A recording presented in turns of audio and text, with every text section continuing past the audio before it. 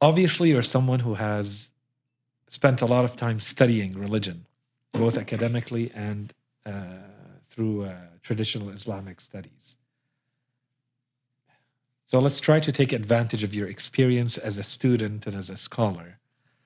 Um, First of all, I think today there's the internet and technology has made it very easy for someone to have access to,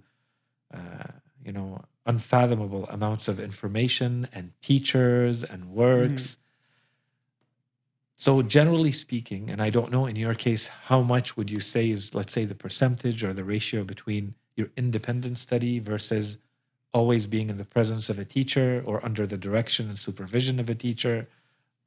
What is generally your opinion and even perhaps your advice in this kind of world? The importance of being associated with a teacher Mhm. or not, and relying, let's say, more on technology and correspondence and the internet, for instance, as opposed to actually being under the tutelage of a teacher. Yeah. So I think this is very important. And the reason I'll tell you is because, and again, all my mistakes are owned by me, obviously, and not by anyone else. I take full ownership of my mistakes. And there's many mistakes in my scholarship. There is in everybody's Of scholarship. course. If I did not have the guidance of people like Sayyid Muhammad al-Radawi and Sayyid Muhammad Hussein al-Jalali and Sheikh Muhammad Hassan al-Muballigh and Sayyid Mustafa Sadr and Sheikh Ghalib Nasser and Sayyid Sistani. Again, I'm not claiming to be a student of Sayyid Sistani. I'm not. It's just the conversations that we've had about the subject. I'm not a student of his, and I'm not claiming that at all. People like Sayyid al-Hakim, people like Sheikh Bashir and Najafi, who's actually written for me documents on this subject. Mhm. He's written for me a bath of his own hand on the subjects.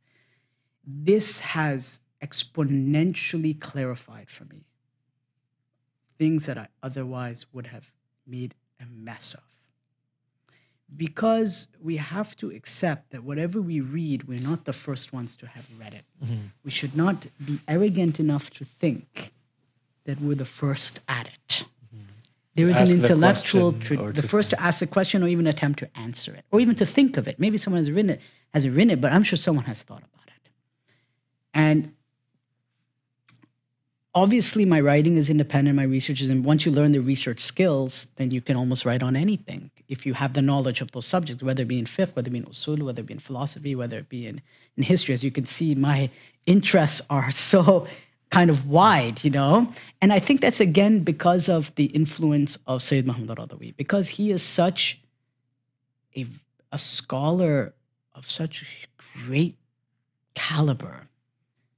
I mean, I could read with him Avicenna and I could switch from Avicenna to Tabari. Mhm. From Tabari back to Avicenna, from Avicenna to Sharif al-Murtada, from Sharif al-Murtada to, to Ziyarat al-Mutlaqa of Imam Hussein alayhi salam. From that to Ali bin Ibrahim al-Qummi's introduction. Mhm. This is what it means by a scholar who has يعني هو مسلط على نصوص. He Mhm. understands how to read nusus and Yes. understand them. Yes. I'm just giving that as one example. There's many other scholars like that as well. And when you meet people like this, they teach you things. Even if they don't know the answer to the question, they'll help you think about the question in a way that will always be enriching to you. Mhm. Be enriching. Either by correspondence or in person. I think it is very important until we're at the stage where we say that, even then, I don't think we're ever at the stage where we say, I don't need anyone to read my work. I don't think that. Because even the mujtahid has his students read his work. Even the mujtahid has his students do munaqasha of his bahath and his discussion. So even the maraja have people critiquing them every day in class, right? And that's how they sharpen their own ideas, Yes. right? Yeah. So I don't think there's a point where we could simply say we can just be independent. And I think sometimes when we become too independent, we make mistakes, Mhm. or we'll still make mistakes the other way, but we will make more mistakes, and there will be more reckless mistakes. We'll be more reckless. So we need both an intellectual mentor and spiritual mentors who keep us humble, who teach us humility, who can correct us both spiritually and intellectually when we are perhaps exceeding the limits, Mhm. when we're entering into thinking about something that perhaps, might not be the best way of thinking about it. again, it's not to control our mind, but to give us that sense of mentorship. And Mhm. I think that's very important to have both spiritual mentorship and intellectual mentorship.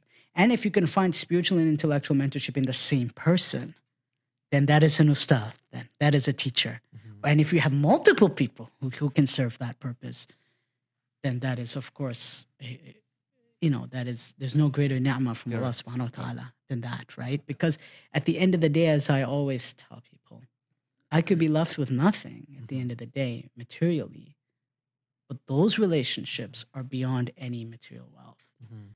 because they enrich you both spiritually Mhm. and intellectually, and that's the madhab of Ahlul Mhm. Bayt.